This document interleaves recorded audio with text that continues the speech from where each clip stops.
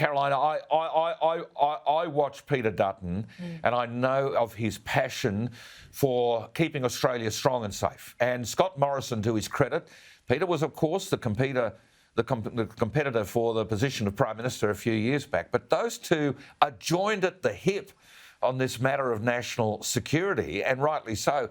What a pity we did not have somebody of the calibre of Peter Dutton in the position that he's now in years ago, because we have been asleep at the wheel. And I blame the people and the bureaucrats of Russell offices in the middle of Canberra, the generals who run as fast as Albo does away from problems.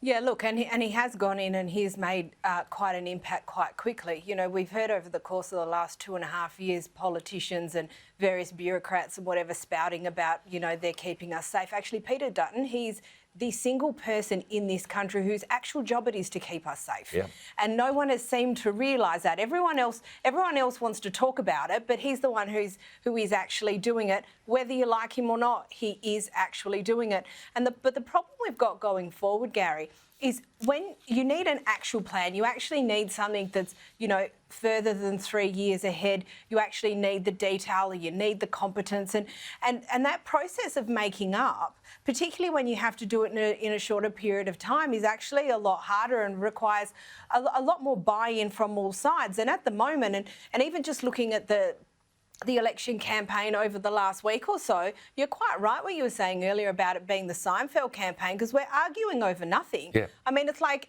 Labor had a bad week, so this week became scare week. You know, in 2016 we didn't get Mediscare till the last week of the campaign, and it was too hard to combat. But now that they've come out with it early because they realise they've had to make some ground, but there has been actually no conversation about how we do things properly or how we do things better. It's always saying, I'm going to do it better, with absolutely no detail, and then criticising what the other side has done without putting forward an alternative. Well, that is not going to get us anywhere.